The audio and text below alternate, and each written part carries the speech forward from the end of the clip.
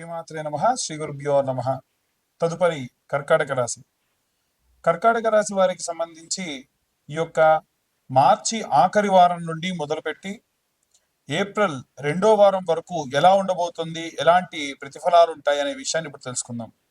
విద్యార్థి దశలో ఉన్నటువంటి వారికి కానీ, గృహిణులకు సంబంధించిన విషయంలో కానీ, ఇంట్లో ఏవైనా సరే ఆనందకరమైనటువంటి సందర్భాలు ఏర్పడము, మీరు ఎప్పటి నుంచో దాచుకున్నటువంటి ధనానికి తగినటువంటి ప్రతిఫలం దొరకడము, ఉద్యోగస్తులు అలాగే వ్యాపారస్తులకు సంబంధించి కూడా భూమికి సంబంధించి ఏవైనా క్రయ విక్రయ సంబంధిత వ్యవహారాల్లో ఆనుకూలంగా ఉండడం, అలాగే వివాహము, సంతానానికి సంబంధించి కూడా మంచి సంబంధాలు మీ దాకా రావడం, అలాగే సినీ రాజకీయ వర్గాల్లో ఉన్నటువంటి వారికి ఎన్నో రకాలైనటువంటి అనుకూలమైనటువంటి విషయాలు, కాస్త శ్రమ చేస్తే వారి యొక్క గతంలో పడ్డ కష్టానికి తగ్గ ప్రతిఫలము దక్కడం, ఇలాంటివి అధికంగా జరిగే అవకాశం ఉంది. కానీ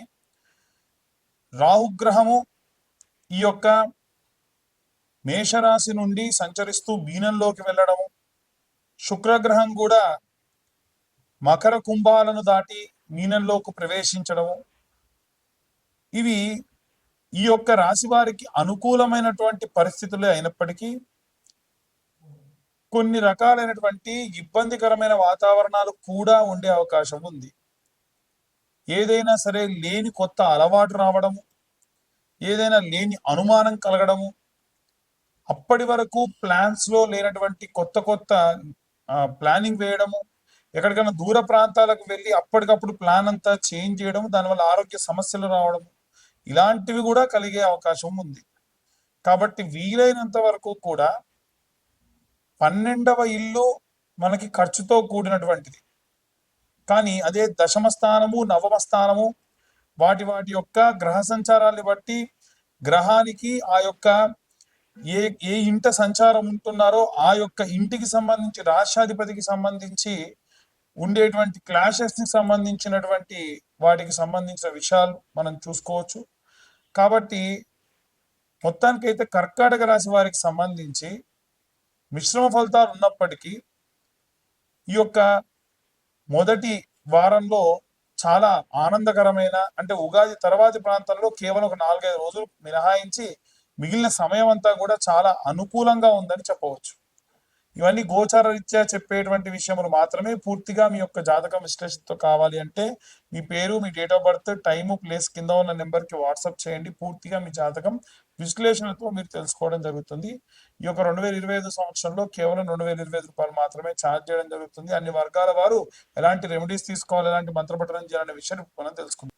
రాహుగ్రహ మరియు శుక్రగ్రహ సంచారం వలన ఎలాంటి పరిస్థితులు ఉంటాయి, ఎలాంటి జాగ్రత్తలు తీసుకోవాలి, ఎలాంటి మంత్రపఠనం చేయాలి, అది కూడా ఏ వర్గాల వారు ఎలాంటి మంత్రం చదివితే, ఎలాంటి రెమెడీస్ పాటిస్తే మంచిది అనేటువంటి విషయాన్ని ఇప్పుడు మనం తెలుసుకుందాం. ప్రప్రథమంగా విద్యార్థి దశలో ఉన్నటువంటి వారికి సంబంధించిన విషయానికి వస్తే ప్రత్యేకమైనటువంటి శ్రద్ధ, ప్రత్యేకమైనటువంటి భక్తి అవసరం.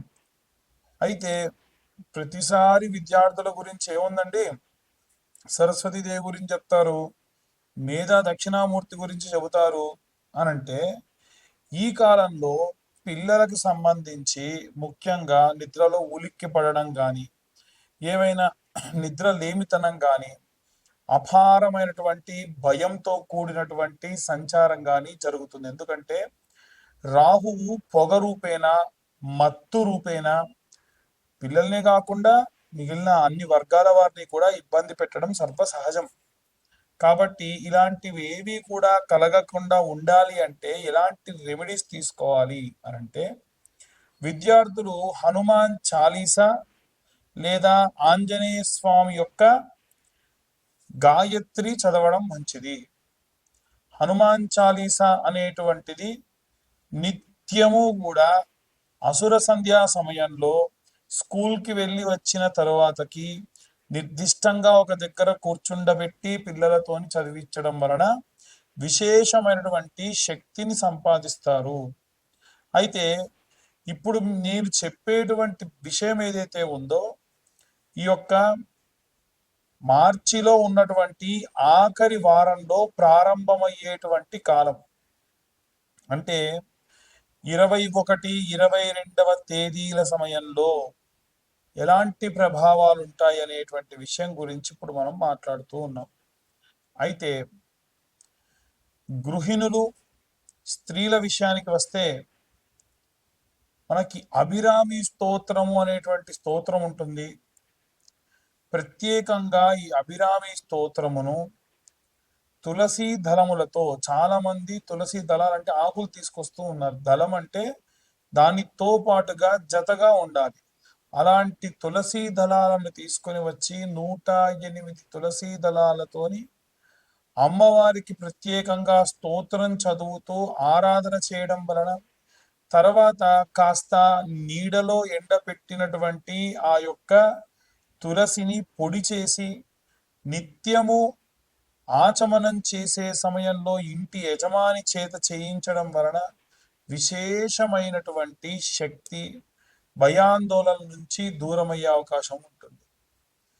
ఉద్యోగస్తులకు సంబంధించిన విషయానికి వస్తే ఉద్యోగస్తులు ప్రత్యేకంగా గురుచరిత్ర పారాయణం కానీ సుందరాకాండ పారాయణం చేయించుకోవడం మంచిది. హనుమాన్ లాంగూల స్తోత్రము అని ఉంటుంది. హనుమాన్ లాంగూల స్తోత్రము హనుమన్నంజనీ సూతో మహాబల పరాక్రమ అని ప్రారంభమవుతుంది. ఆ యొక్క మంత్రాన్ని ఈ యొక్క ఉద్యోగస్తులు అలాగే వ్యాపారస్తులు నిత్యం అసుర సంధ్యా సమయంలో వినడం ప్రత్యేకమైన శక్తినిస్తుంది. ప్రత్యేక శత్రు వినాశనం కూడా జరుగుతుంది. అలాగే ఎవరైతే సినిమా రంగంలో ఉన్నటువంటి వారు ఉన్నారో వారు కనకదార స్తోత్రముతో పాటుగా రుద్రం నమకం చమకం అని మీరు కొడితే యూట్యూబ్లో కానీ స్పాటిఫైలో కానీ వస్తుంది. నిత్యం ఒకసారి అది వినడం విశేషంగా మంచిది. ఎవరైతే భూమికి సంబంధించి ఇబ్బంది పడుతున్న రైతులు కానీ భూమి అమ్మాలి కొనాలి అనుకునేటువంటి వారు కానీ ఎవరైతే ఉంటారో వారు ప్రత్యేకంగా ఈ యొక్క నీలా స్తోత్రము అని ఉంటుంది, లేదా నీలా సూక్తము అని ఉంటుంది. భూసూక్తము నీలా సూక్తము చదవడం కానీ వినడం కానీ చేయడం వలన నిత్యం భూమికి సంబంధించి అనుకూల పరిస్థితులు లభిస్తాయి. ఇక ఎవరైతే ఈ యొక్క రాజకీయ రంగంలో ఉన్నటువంటి వారు ఉన్నారో వారు ప్రత్యేకంగా దుర్గాదేవి యొక్క కవచముతో ఆరాధన చేయడం మంచిది. రైతులు, చేతి వృత్తులు, కుల వృత్తులు చేసేటువంటి వారు దక్షిణామూర్తి స్తోత్రము, కాలభైరవాష్టకము చదవడం మంచిది. అలాగే ఎవరైతే ఈ యొక్క పిల్లలు లేకుండా వృద్ధాప్యంలో ఉన్నారో వారు వీలైనంత వరకు కూడా ఈ యొక్క ప్రసన్న మహాకాళి దేవాలయానికి వెళ్ళి అమ్మవారి యొక్క ఆరాధన అభిషేకంలో పాల్గొనడం మంచిది. ఇక ముఖ్యంగా చూసుకుంటే వివాహం కానటువంటి అమ్మాయిలకైతేనేమో ఏప్రిల్లో 7, 14, 21, 28వ తారీఖులలో అమ్మాయిల కోసం వరపాశుపతం, పెళ్లి కాని అబ్బాయిల కోసం కన్యాపాశుపతం నిర్వహించబడుతుంది. ఈ పాశుపతానికి 20-25 వేల దాకా ఖర్చు అవుతుంది. కానీ ఎటువంటి సామూహికంగా లేకుండా ఎవరికి వారికే చాలా మంది ఇబ్బంది పడుతున్నారని అడుగుతున్నారు. కాబట్టి ఈ యొక్క పాశుపత హోమం అంటే కన్యా పాశుపతం, వరపాశుపతం కేవలం 15,000 రూపాయలకి సామాగ్రంతా మేమే అరేంజ్ చేసి చెప్పడం జరుగుతుంది, చేయించడం జరుగుతుంది. ఇక జాతకం గురించి చాలా మంది అడుగుతూ ఉన్నారు. 2025వ సంవత్సరంలో పూర్తి జాతక విశ్లేషణకి 2,025 రూపాయలు మాత్రమే ఛార్జ్ చేయడం జరుగుతుంది. ఎవరికైనా ఇంట్రెస్ట్ ఉంటే కింద ఉన్న నెంబర్ కాల్ చేసి మీ పేరు, మీ గోత్రం, మీ ఇంటి పేరు, మీ పేరు నమోదు చేయించుకోవచ్చు. సర్వే జనా సుఖినో భవంతు. స్వస్తి.